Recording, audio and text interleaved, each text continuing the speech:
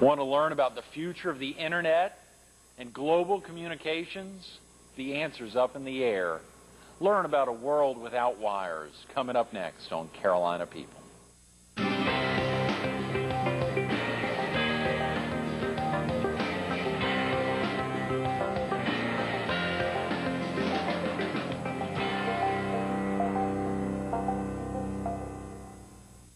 Good morning. Welcome to Carolina People. This morning we're at the Fox 43 studio. We're focused on imagining a world without wires and all the hype we hear about the wireless technology these days. And we're visiting with Randy Choplin, the Chief Executive Officer of Wind Channel. Good morning, Randy. You did that great. Greg, good morning to you. You know, as I've said, take a look at windchannel.com, and so folks are, to other folks are thinking W-I-N. You know, they don't hear that D, and so right. You really got to put a D in there. That's good. That's good marketing for you, right? That's right. So no one can pronounce your name. Now that's a little effort there. There are certain things out there they can get. About yourself, Randy, you originally from the area? I am not from this area. I'm from North Carolina. Grew up in the Raleigh area. Grew up not too far from where you grew up, obviously, right. In the Durham market. But I've spent a lot of my life in Myrtle Beach. This was our home away from home when we would come on vacation. So I spent my youth and teenage years coming to Myrtle Beach 4 or 5 times a year. Oh, yeah. So you grew up in Raleigh itself. I did. I grew up right inside the Beltline, right in downtown market, about a mile from the Capitol building. Great. Where did you go to high school? I went to Enloe High School. Oh, yeah. That's kind of the fancy magnet school, right? It is. It was just a school where just regular old kids went when I was in high school. It didn't get the smart kids didn't start going there till after I graduated. But I don't tell people that. And did you stay in the Carolinas for school? I did. I went to University of North Carolina at Wilmington, right. And spent a lot of time coming down to Myrtle Beach from Wilmington as well. Yeah. And graduated from the Cameron School of Business in the UNC system. Great. Golly, and of course Wilmington's such a special place, and I-40 has opened that up to incredible growth. It is amazing. I tell people it's almost funny how when I went to school, you know, kids who didn't get into Carolina or didn't get into state would apply to East Carolina or UNCW, right, or Appalachian. Right. And so what we did is now friends of mine who are getting college-age kids now, and people that work for us that have kids that are going to college, are bragging and boasting that their children got into UNCW or to East Carolina, right? Because it's so hard to get in. And I think what created that sense of prestige and the ability to get in that school is because you had the great school system in the UNC school system. Right. You have the marine biology and the Cameron School of Business, and now you got an hour and 30-minute commute. Oh, it's cakewalk. Well, when I used to go to school there, we had to take 15 highways and back roads, and it took 3.5 hours to get to Wilmington. Oh, your parents just hated coming to visit. That's right. And I hated going home. I know, I'm sure. For a lot of reasons, right? Because you know, when you go to school at the beach, it's a much better alternative to stay there and lay out the beach all spring. Absolutely. Golly, Randy, that's exciting. And, of course, you've remained in the Triangle for a good while, and that is truly home now. It is. My wife and I settled outside the Beltline in a suburb of Raleigh called Fuquay-Varina. Oh, yeah? Yeah, and so we love it out there. We had no connections there. We just found some land when we moved back from Charlotte. How exciting. Well, you know, of course, we would tend to think of getting folks within our viewing area, Robinson, sure. Scotland County, the PD, or even here on the Strand, to come in to talk. But since you're serving a pretty critical niche, that is no longer a niche, it's expanding to a little beyond a niche, and of course, the wireless and telephony and otherwise. Share with viewers, when someone hears the word, or those 4 letters, Wi-Fi. Right. What exactly is Wi-Fi? Or maybe you can open up a little better as a good way to segue. Sure. You know, I think that it's happened so fast, and it's hit the market in so many different elements. From the consumer marketplace, Wi-Fi has had a huge impact on how we use our computers in our home. Now it's having a big impact on how businesses communicate within their businesses, and now it's even having an impact on how cities and markets and towns provide services to their citizens. And so to back up for a second and talk about wireless, the hype is really no different than nothing's really changed. I mean, it's no different than the 1920 Marconi radio. It's still microwave communications. It's still radio frequency. It's still spectrum. Only thing that's changed is the chipsets, the little miniature computers that Intel makes a good living making has gotten smarter and smarter. Utilizing that same spectrum and frequency that's always been there, they're just taking advantage and putting more through it and forcing more down it. And so what's happened in the Wi-Fi space, what all Wi-Fi is a slice of that spectrum, 2.4 gigahertz. That slice, and that's in that realm, and the ability for the public, based on regulations from the FCC, to use products that are all on standards, and that standard is nicknamed Wi-Fi. It's really the 802.11 A, B, and G standard from the FCC is set forth. So it's everything is prescribed by the Federal Communications Commission, the same folks who oversee us, television broadcasters, and radio broadcasters. I guess the cable industry at some level, indirectly. And right now the FCC probably within the last 2 years have done more for the consumer technology market and done more for the manufacturers of products for those markets than was probably done in the previous 25 years. When I say done more, I mean they've made the regulations easier to adapt to. They've created and taken a spectrum that quite frankly was being wasted on technologies that were never used. There's a big slice of spectrum that just came available for consumer electronics that the FCC in the 1950s had designated for buses, the school bus systems to use. And it's just sat there, knowing that we never are going to use a slice of spectrum for school buses to communicate where they are, right? Now that spectrum is being reallocated because of regulation and because of efforts within that FCC and Mike Powell's administration. Now, Randy, have you ever heard a good phrase to help explain, to break down that idea of spectrum? You know, we're thinking about something we can't see, can't touch. Have you ever heard some way to explain that, to kind of break it down to folks? We had a banker on a couple of weeks ago who said, you know, my business is simple. I buy money and I rent it out.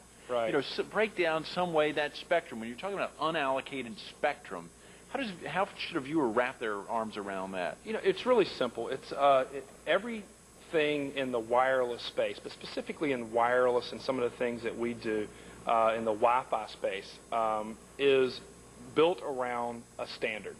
And that standard is just a way of communicating. And think of it like language. And so a good analogy is at a baseball game. If you went to China, right, and you went to a baseball game in China, Greg, and if everybody was yelling instructions to the team on the field and things they should and shouldn't be doing as fans like we like to do in Chinese, although it'd be very loud and very obnoxious, you wouldn't understand anything that was being said. If one American 50 feet away stood up and started yelling in American to the base runners and what to do, over all the other chatter and noise, you'd be able to hear what he was saying. You'd at least be able to pick up that there's an American yelling obscenities at the team, right? And so wireless works the same way. Is it an access point, a device? Think of it like a lighthouse. Is sitting in your house or up on a tower or in a business, and you have a device, a card, that is talking the same language as that AP. No matter what other spectrum, the radio signals floating through the air, that's the Chinese at the baseball game, right? All the signals that are floating around the air, that little card understands English at this baseball game. And that access point is saying, hey, I'm an English-speaking fan yelling out here. Can you hear me? And your card says, I can hear you. And I want to talk to you. Can I be a member of this conversation? And that's all that's happening. And so that's where wireless starts happening. That's where Wi-Fi starts happening, is that you've got to move within the stadium, right? You've got to be at the same game.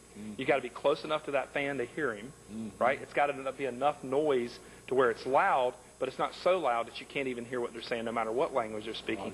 All those things start taking place, and the magic of it is that we as consumers now can go to lots of stadiums, lots of baseball games, in lots of venues all over America now in that same language. That card, our card, that's in our laptop, in our handheld, even in our phones now, can now speak the language of the access points because of standards created by the FCC. That's very important. Golly, that's a great analogy. Thank you for breaking that down. I kind of made that one up on the fly. So I know, that's very good. We like that. You know, we think about aspects. Of course, there's certain components that are non-compatible in marketplaces. I know at visiting y'all's website, there were a lot of non-compatible uses or things that wouldn't, but there's a heck of a lot that would if you just make that effort. Right. You know, what's interesting about Wi-Fi and about wireless, all the different wireless technologies, because we use a lot of different wireless technologies, not just Wi-Fi. That's only one component. But what's fascinating and what gets me very excited about being in the wireless business today is the opportunity to take that what I would call active communications, which really dominates the usages today. Active communications meaning that people using wireless cards in their laptops to do email and surf the internet and move around their house in these little pico cells or small cells that they create for themselves, or to use it at work and using it actively. think of wireless, putting these access points in cities, in your house, in your businesses, in coffee shops, in Starbucks, and now McDonald's, where our access points are being put today.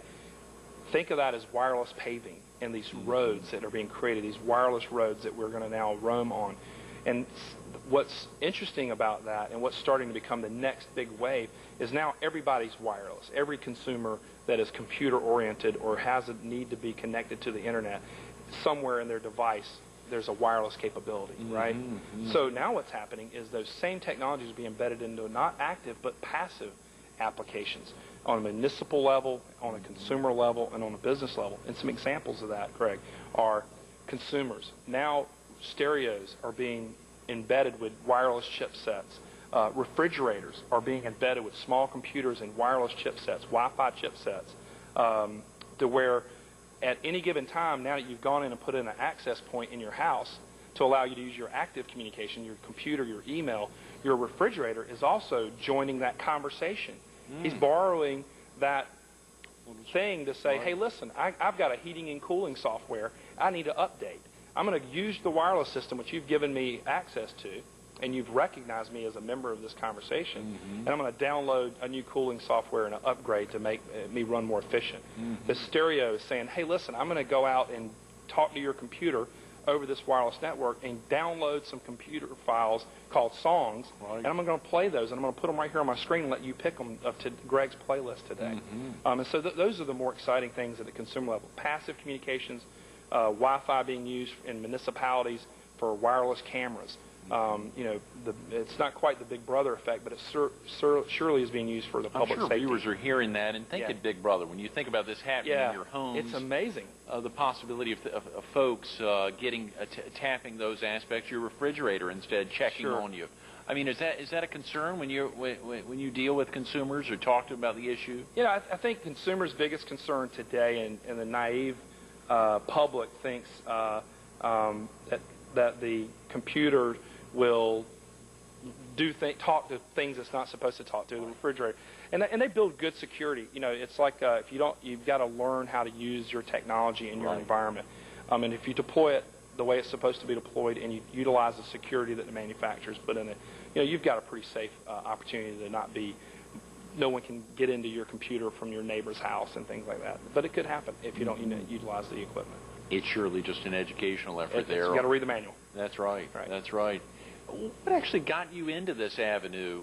If you go back a little bit, Randy, I know you talked. I mean, how did you get into how did you get into the knowledge base of the familiarity with wireless?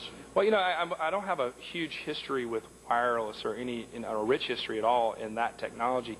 I was very founded in a telecom background. Okay. Right out of Wilmington, I went straight to work for Cable and Wireless Communications, a UK-based telecommunications company, and then went to MCI International, which became MCI.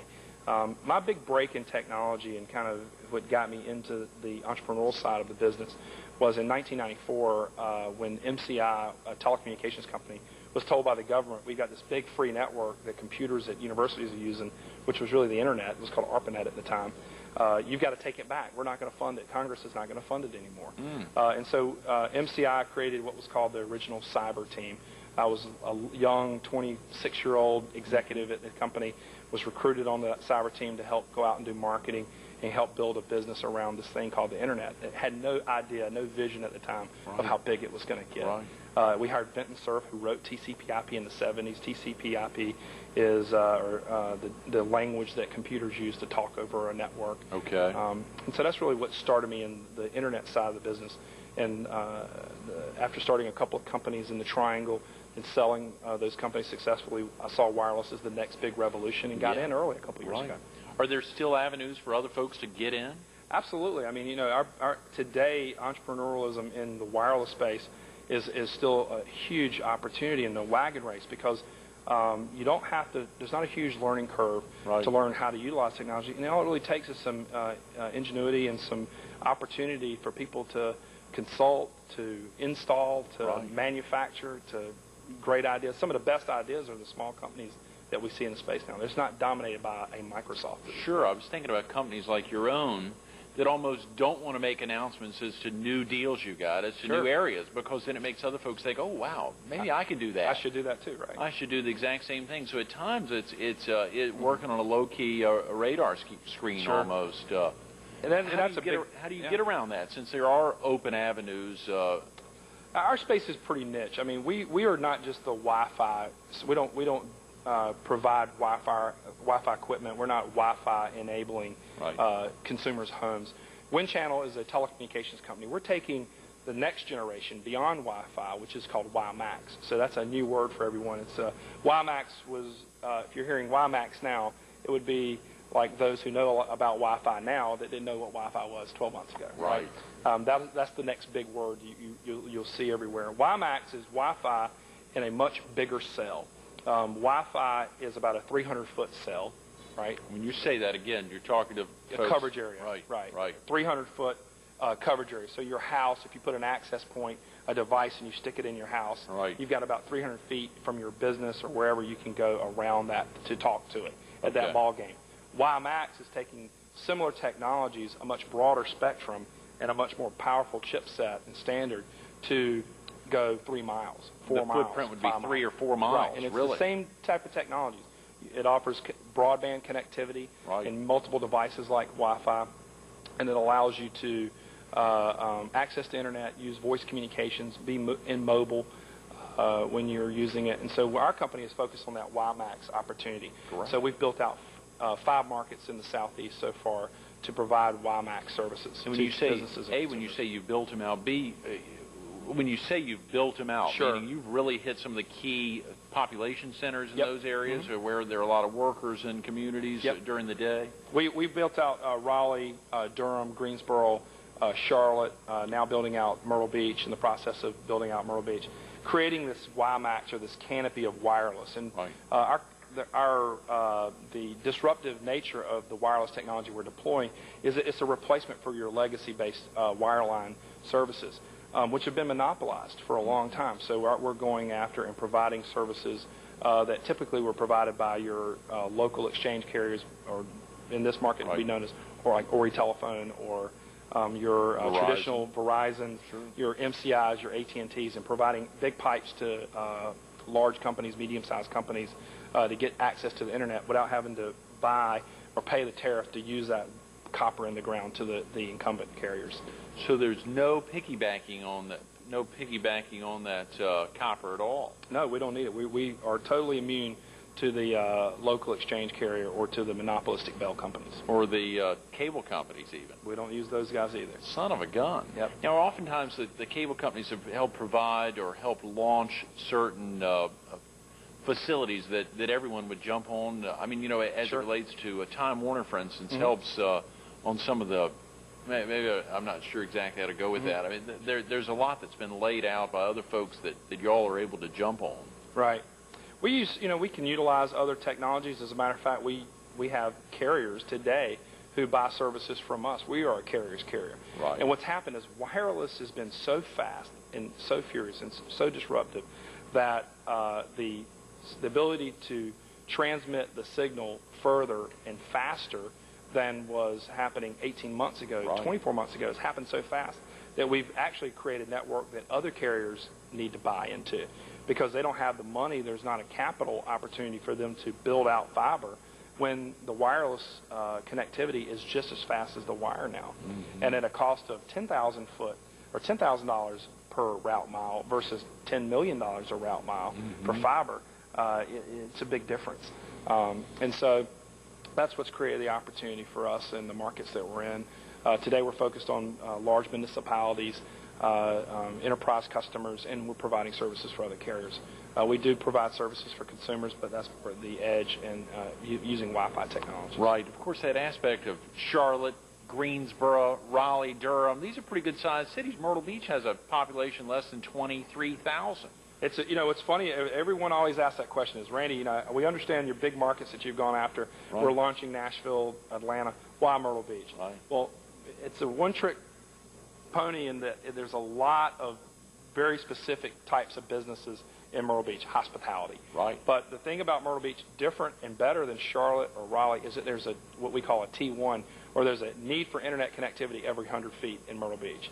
Every hotel, because of this explosion in wireless technology that consumers have had, every hotel in Myrtle Beach has got to get wireless connectivity to be competitive. It's a panic. I mean, I've never seen a panic in any technology, in any industry that I've seen in the hospitality market. It started last year on the roadsides, your Hamptons and your Holiday Inns and Fairfields and Marriott's, where you had to have wireless to even get people to stay at your hotel, or free broadband. Now it's hitting more the resort market, where people won't stay in a hotel on vacation if they don't have an opportunity to use broadband. So Myrtle Beach to us probably is our most exciting market, because there's so many opportunities. Every hotel is a new customer for us. Where in Raleigh we may have a customer every 500 feet or every 2,000 feet. We got one every 100 foot in Raleigh. Who would be some larger companies or some companies that a viewer may have heard of, let's say in the Triangle area, that you all deal with or kind of compete against? Do you compete against anyone? Do you have any competitors? We don't have wireless competitors yet, and that's kind of the wagon race. There we go. Yeah, there you go. We don't want to keep, we don't want don't go to Raleigh. It's not a very good market. Right? We don't have a lot of competitors because the knowledge base it takes to do what we do is very limited. It's not the WiMAX portion of the business, not the Wi-Fi, but the WiMAX portion of the business, building out very large metropolitan wireless networks, is very complex, and so we haven't had a lot of competition yet.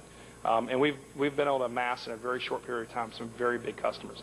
From the cities and the towns that we do business with, the city of Raleigh, the state of North Carolina, all are using our services in one way or another. And your footprints now, you said, are 3 miles, right? And of course, you talked about the customers within 100 feet of each other. But I mean, you're talking about footprints that would be considerably larger than. Yeah, I mean, we have connectivity to large customers. For example, we did a program with an energy company in the Triangle, Progress Energy, kind of your Sandy Cooper here. That we have connectivity and broadband that we've provided them that are 22 miles. So pipes that are wireless that are 22 miles long, and faster than your traditional wireline services at a fraction of the cost. How exciting. It is exciting time. Golly, if a viewer wanted to learn more, a viewer, let's say, in Laurinburg or Lumberton, wants to learn more, maybe Wind Channel's not coming to their area anytime soon, but to learn about folks that, just to learn about the technology, would there be a good place to get in touch with you or to learn more about your company? Sure. You can visit our website at windchannel.com. I have the accent on the D. You can submit a request for information. We are entrepreneurial in spirit in our company, so we are constantly looking for entrepreneurs and other people who need help, that we can help start their business, that see a need in their community for these type of services, where we funded those opportunities in the past. So if you're interested in learning more, we're also hiring, so we certainly are taking applications on our website as well. Great. Randy, I think I saw there were 3 components of focus for Wind Channel, and one of them was rural in nature. To getting into areas that may not already have good connectivity below ground. One of the things that we really are focused on, and me personally, is I have, it's almost like a vendetta to go after and help the rural markets, because they are absolutely been overlooked. And it's for economic reasons from the monopolistic telecom companies, is that they just have not invested in infrastructure. And wireless, because it's so cheap to deploy, it gives us the ability to go into rural markets and provide broadband services that typically have never been available to people before, and at a cost that they can afford. And so we have an aggressive stance on the rural market, and are working with state and federal organizations to get out there, and counties and municipalities to offer the services to citizens. You know, South Carolina has so many telephone cooperatives, which obviously, albeit they're very large and very strong, they're cooperatives. They're member-owned. There never be monopolies, even though they're gigantic. The Ori Telephone Cooperative here in the area is the largest telephone co-op in America. And, of course, they're providing cable services are so high in this county, oftentimes because they put so much fiber down dirt roads. Just that effort to really reach out. They've done a great job. It sounds very similar to your goal there. That's wonderful. And it's, in our markets, we don't have as much of a cooperative experience. It's dominated by the primary big 3 in our market. Sure. Randy, how exciting. The inspiration for you on a daily basis when you get up, what keeps you going so hard? And I like being in front of new technologies, and so what we do is I get up every day thinking that something I'm doing or our company's doing is going to create a profitable company for our employees and a fun place to work, and make a difference and make a change. And so we're excited to be a part of that big change. And we've hit a big wave. I mean, the wireless wave is a tsunami right now, and we're riding it. How exciting, Randy. Thanks so much for being with us this morning. Thank you. Absolutely. Stay tuned to more Carolina People with Randy Choplin coming up next.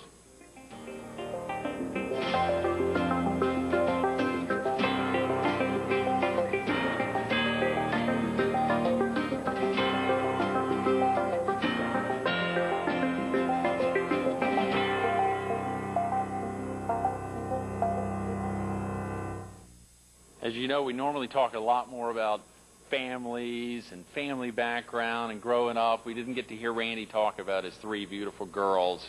We did get to learn a little bit about wireless technology and the opportunities therein. Whether it's windchannel.com you visit or anywhere else in your community, take a look at wireless technology. It's going on all around you. You can be a part of it even. You heard Randy say it.